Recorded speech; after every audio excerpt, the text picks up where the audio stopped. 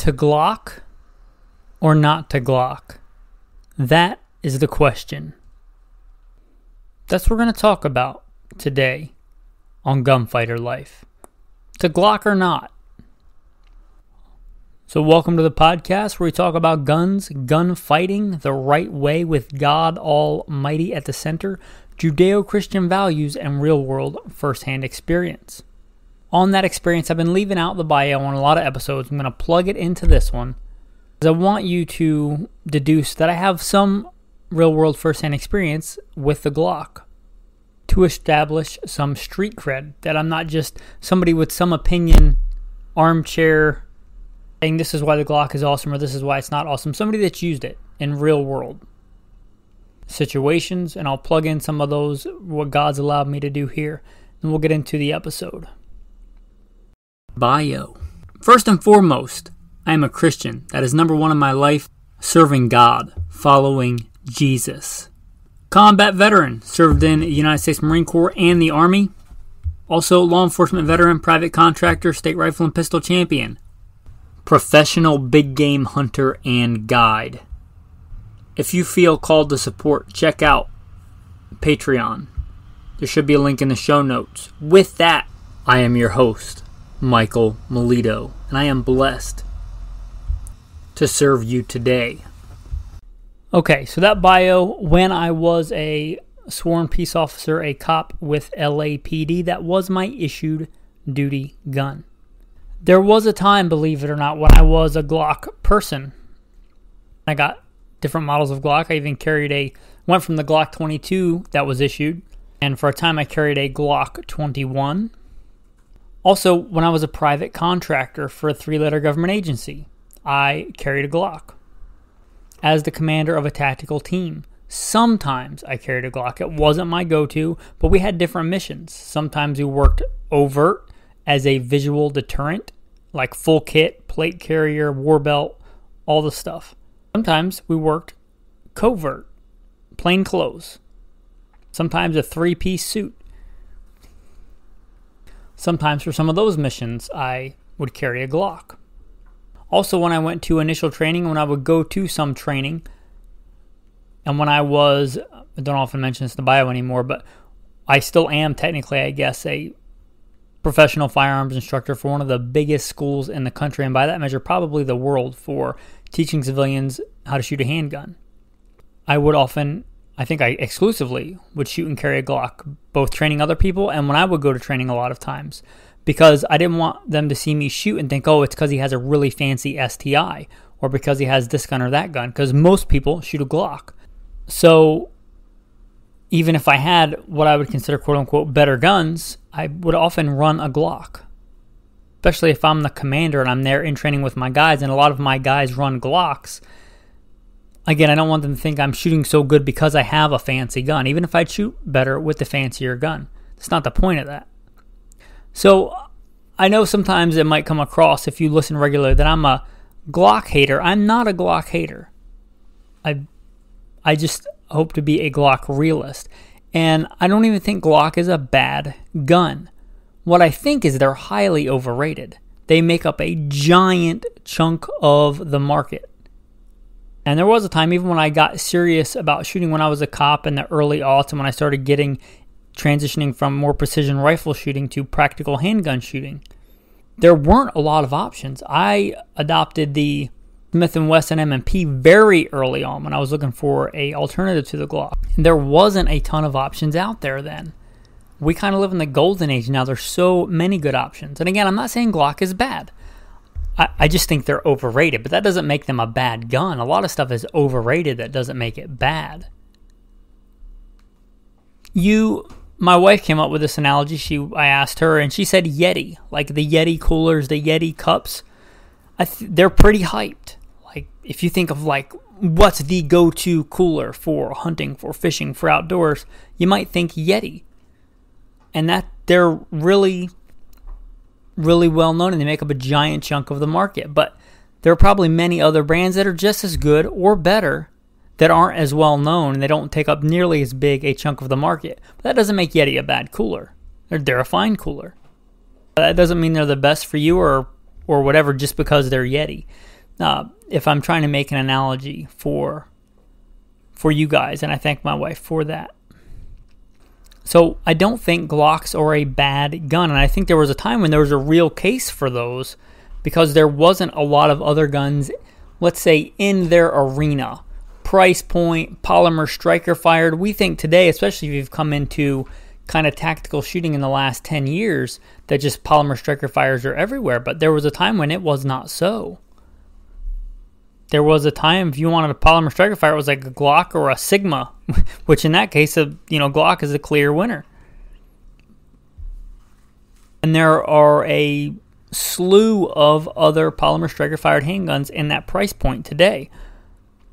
And Glock still makes up a giant share of the market. That doesn't make Glock a bad gun. They're a fine gun. And as on fine, I mean they're okay. Not as in like, ooh, they're fine. So, to Glock or not to Glock, I'm going to try and come at this circumspectly and soberly. And I'm going to start, I think, with two extremes, and it might seem odd, but I think they're both a case for the Glock. I think, sadly, a lot of people think of a handgun as a security blankie. They're like, ooh, I'm going to buy this gun. I'm going to own it. I'm going to put it under my pillow, either literally or figuratively. And I'm going to have it, and it's going to make me feel safer because I have it, which is garbage. It's a garbage philosophy. It's that, if that is you, repent of your ways and get some training.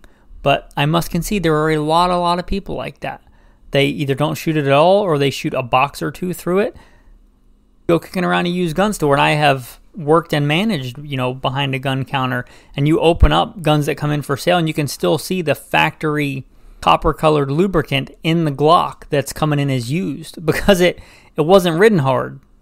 For a lot of people that get guns and don't shoot them.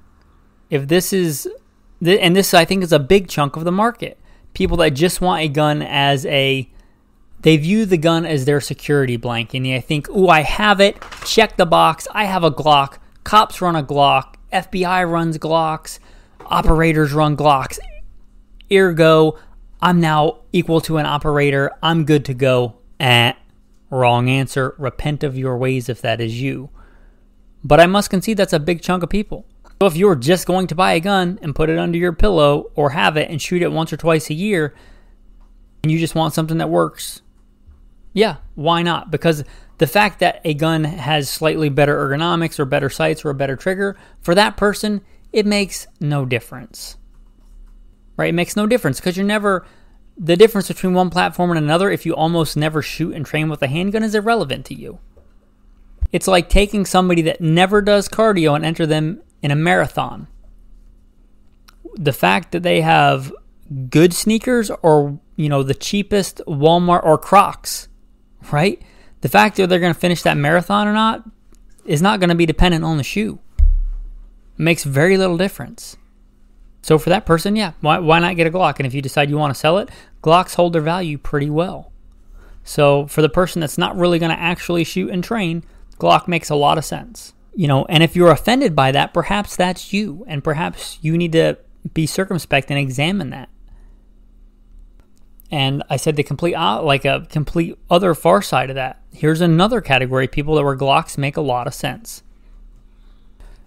You really are an operator, you really are a professional gunfighter, and you're going to shoot a lot and train a lot, but you're the kind of person that doesn't really want to put any time or energy into the gun at all.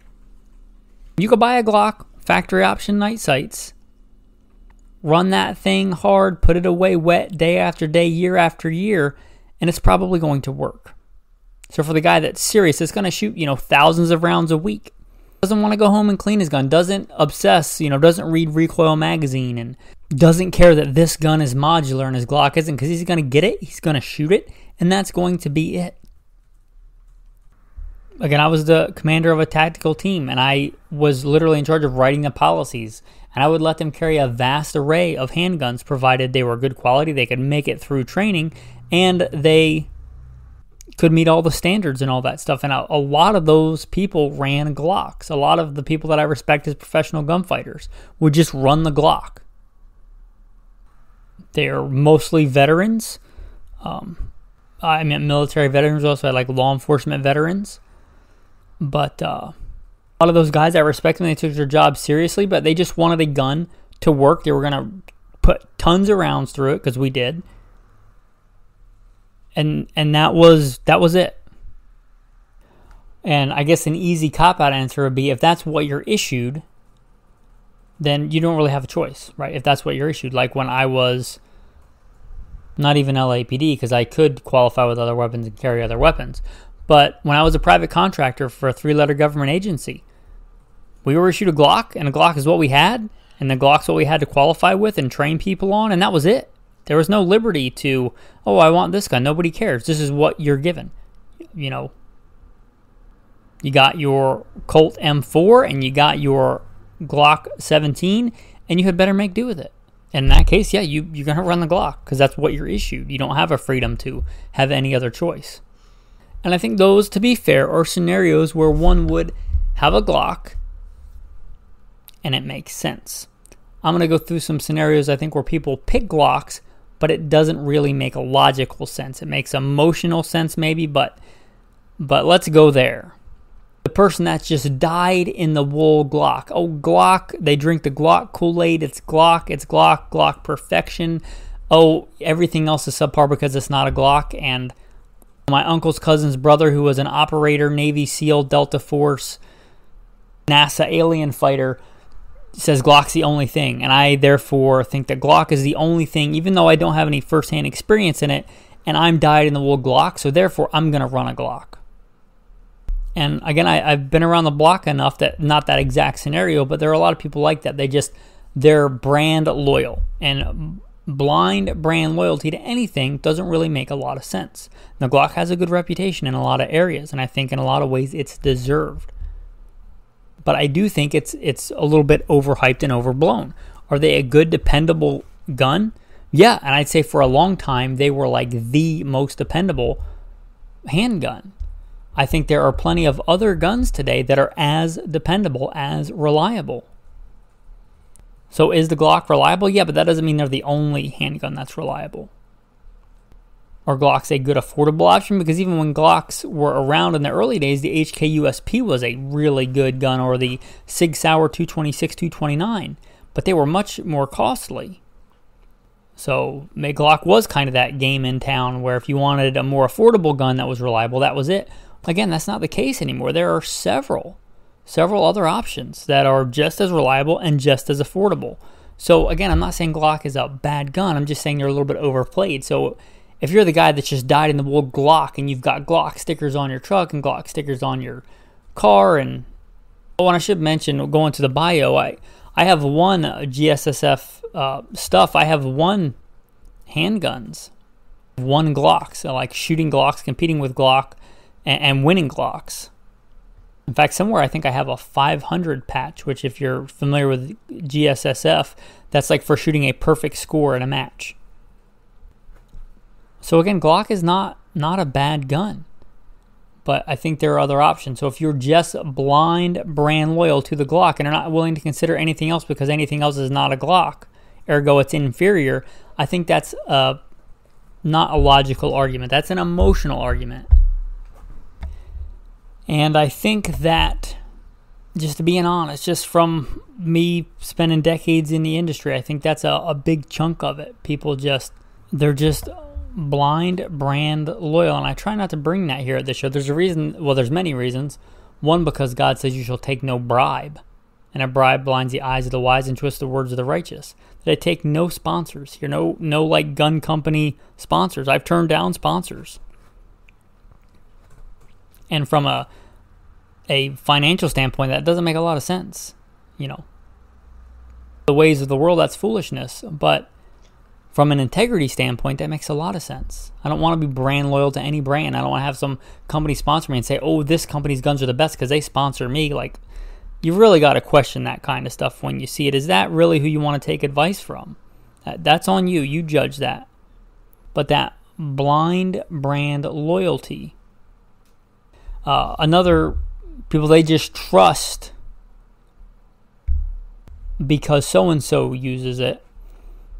I'm not talking about people that are blind brand loyal and they say, oh, I love Glock, therefore here's I'm going to come up with all the reasons that I love Glock and because this super special forces guys use Glock. I'm talking about the guys that objectively look at it when they're looking to get a good duty gun, a good combat handgun, concealed carry gun, and they say, okay, what do a lot of professionals use? And a lot of times that will lead them to Glock.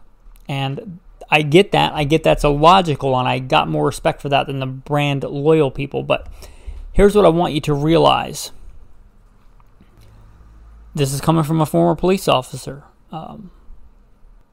Did a lot of years in law enforcement. Put my life on the line on some of the nastiest streets in this country.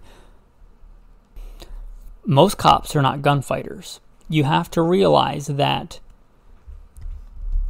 police agencies, unless they're really small and the people, and even then they have the blue label program, but a lot of times when agencies are buying guns in batches, they'll get a sweet deal. They don't pay what you pay for a Glock, and you might think that, cops are gunfighters and the people that are in charge, surely they want their cops to have the best. Well, a lot of times they want what they can do to check that box and save on budget. And if they get a sweet deal on Glock, then that makes a lot of sense for them. It's a handgun. Again, it's not a bad handgun. It will work. They can get it very affordably, much more affordably than the regular civilian can get it. And buy them in batches. They have the law enforcement programs with all kinds of perks. So it just makes sense for them. From an individual gunfighter perspective, again, most cops are not gunfighters. Most cops are administrators.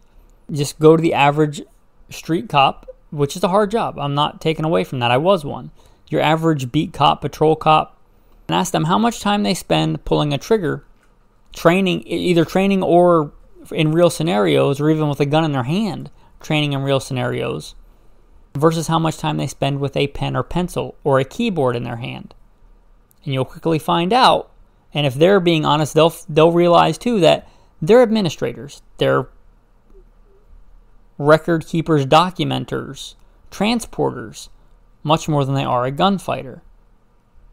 Carrying a gun on one's hip does not make one a gunfighter. Being proficient with a gun makes one a gunfighter. I could walk around Santa Monica Boulevard all day long with a guitar on my back, and people might think that I'm a musician. And I could carry that guitar for 20 years on my back, 12 hours a day. And I could never know how to play a single song. Me carrying that guitar does not make me Jimi Hendrix. One carrying a gun on his hip does not make one Wyatt Earp. You get that? And yeah, a lot of really good military special forces guys do use a Glock. And that's important, and I don't take away from that. That's a real thing. But here's a caveat, and I'm not saying it even completely detracts that argument, but I want you to look at it soberly. Most military people that carry a handgun carry it as a backup to their primary weapon. It's an emergency tool. It's not their go-to. Like, they go to a mission, they have their M4, they have whatever, all this other equipment. Their handgun is an emergency tool, or maybe a very specialized tool, but it's not like their go-to war-fighting gun. It's not like they're deploying to, the nastiest places in Iraq or Afghanistan with just Glocks. And if they are, then they're probably not a frontline warfighter. They're probably in support. It's what handguns are traditionally used for.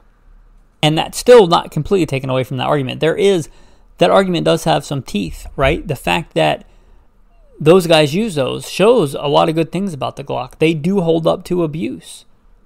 They do hold up to really hard training. Going back to the first scenario I said where that makes a lot of sense. A gun that you can just go out and shoot a bunch and train with a bunch, and it's going to last.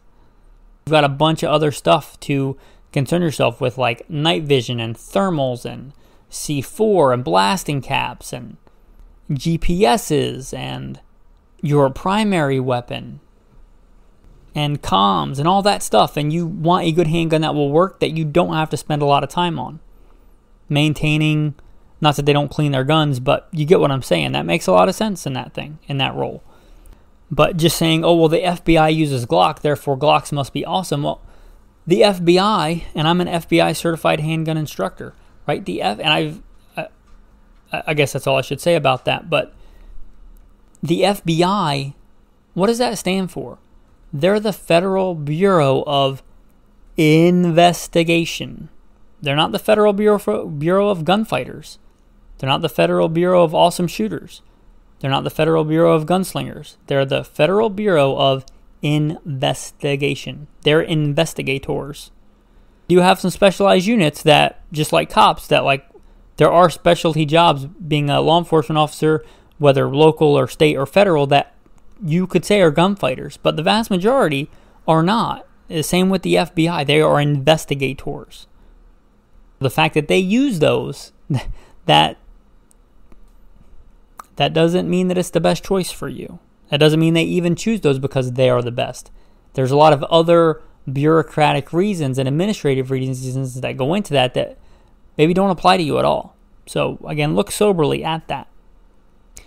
And I guess I should wrap in another positive, like why you might choose a Glock. You're the tinkerer. You are the person that just likes to modify stuff. You like to try new things on a gun. Constantly looking at something and being like, how can I improve this thing, this part? And you don't want to just get the best out of the box. You want to get something and build it, like a modern day erector set. The Glock makes a lot of sense for you. I think you can make an entire Glock out of pieces that are not actually made by Glock, right? So say you want to start this handgun journey and you want a highly modifiable gun. You say, I know the Glock's not perfect, but it's probably the most modifiable, easily modifiable at home handgun. Like, meaning if you're going to modify a lot of things on a 1911, you had better know what you're doing as far as like metallurgy and filing and fitting. With a Glock, a lot of stuff you can do literally at your kitchen table. The basic tool set. So for that, it really does shine. So if you're like, I'm going to get the Glock and I'm going to go shoot it a little bit and I'm going to decide that I'm going to try these sights, and maybe I don't like these sights, I'm going to try a different set of sights. I don't really know what kind of holster I want yet. And if a company makes a fair array of holsters, it's a safe bet they're going to make a holster for a Glock 17, a Glock 19.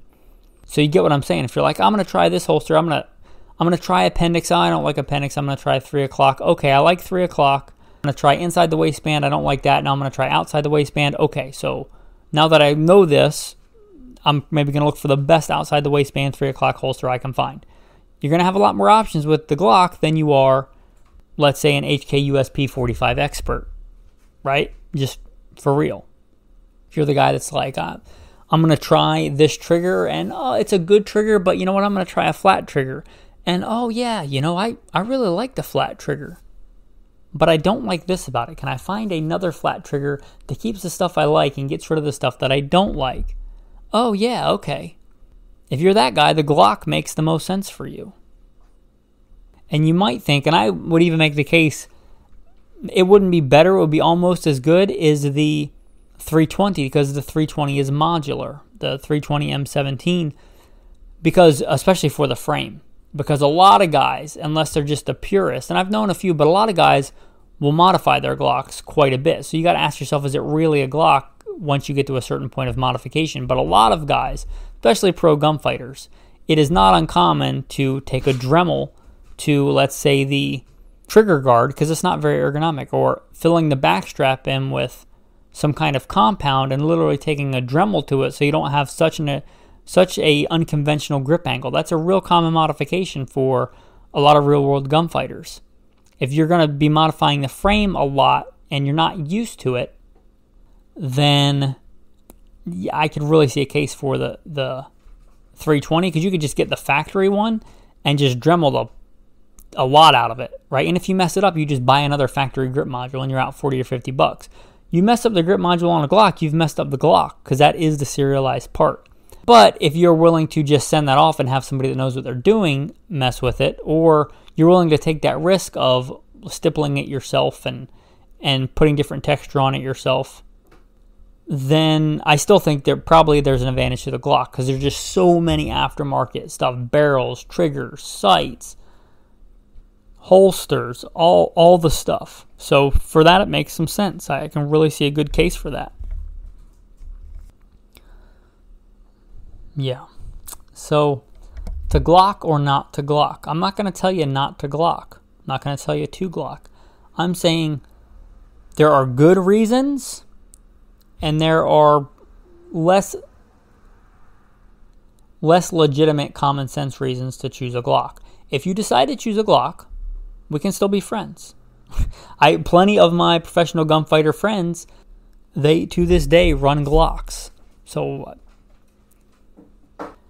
I'm not going to say that you should never run a Glock. And just want you to make the right choice for you for legit reasons. If you're thinking about something other than a Glock, quite a while ago I did an episode on Glock alternatives. You can probably go to the search bar if you're looking in this podcast and look Glock alternatives. But and that depends on your criteria, right? Does it have to be you want the reputation for being as reliable? Because again, I think there are guns that are as reliable. Is that your number one criteria? Do you just want a gun with better ergonomics? In which case, I would say the vast majority of any modern handgun is better ergonomics. Do you still want a high degree of modification? Because that's going to knock some out of the running. Some guns are really good guns out of the box, but there's not a lot of aftermarket stuff for them. And I'm not the guy to tell you that I run this gun, so you should run this gun too, because I know everything about everything, and if you don't agree with me, you're wrong. That's, thankfully, by God's grace, I'm wise enough to know that there's a lot that I don't know. And I'm not you. You make your best choice for you. There was a reason when I was, again, the commander of a tactical team, and it was on me. I was the guy making the policies, writing the policies, that I let my guys choose their handgun, that they were going to trust their life and my life and the maybe 6-year-old girl that was going to be on the scene at the time, their life, to their handgun. Because I don't pretend to know carte blanche what is best for everybody. I wanted them to have the freedom to decide this gun is best for me, my life, my friend's life, to a lesser degree, my job, because we had a very demanding qual. And if they didn't pass, they could lose their job. I'm not talking about like a run-of-the-mill law enforcement qualification. I'm talking about a really hard, even for a good handgun shooter, qualification. And we had people lose their jobs over that qual. But if they were willing, I wanted them to choose the best gun for them, because they know more about them and their situation than I do. I'm not so vain as to think that I know what's the best choice for you. So you make your choice. And if you decide to go with Glock for real legitimate reasons, I applaud you for actually considering it, not just doing it because, oh, everybody knows. Perfection, best. Anyway, those are my thoughts on to Glock or not to Glock. Let's roll into the tactical tip of the day. If you are going to stipple your gun, you are going to stipple it. Here's the tactical tip of the day. Practice on something else first. If you have a Glock box is a good thing to practice on. Try stippling it first. Maybe you want to try stippling, let's say, a polymer AR-15 magazine first. Maybe you want to put a little bit of extra grip on it so you can grab it or whatever. Maybe you have one that's out of commission. Instead of just destroying it, mark it so you don't mix it up with your good mags. But then you use it and stipple it, and you get good at stippling it before you go and take a soldering iron to your whatever hundreds of dollars Glock frame. Talking about the advantages of Glock is they're so ubiquitous. You can probably find a cheap Glock replica, inert, an airsoft gun, or just a plain dummy gun. Spend a little bit of money on it because it still comes in handy for practicing CQB and stuff like that, and stipple it. And if you mess it up, you have a really ugly training gun. And if you Dremel too much off of it, then yeah, you're out whatever the price of that cheap training gun is, but you're not out an entire Glock. So if you're going to stipple, Dremel, practice on something else first. That's my tactical tip. Tactical verse of the day. You shall not be partial to the poor, nor honor the person of the mighty. In righteousness you shall judge your neighbor. And I would say that applies. You should judge soberly. I think I can apply that here to the firearms as well. I think we should try to look at things soberly.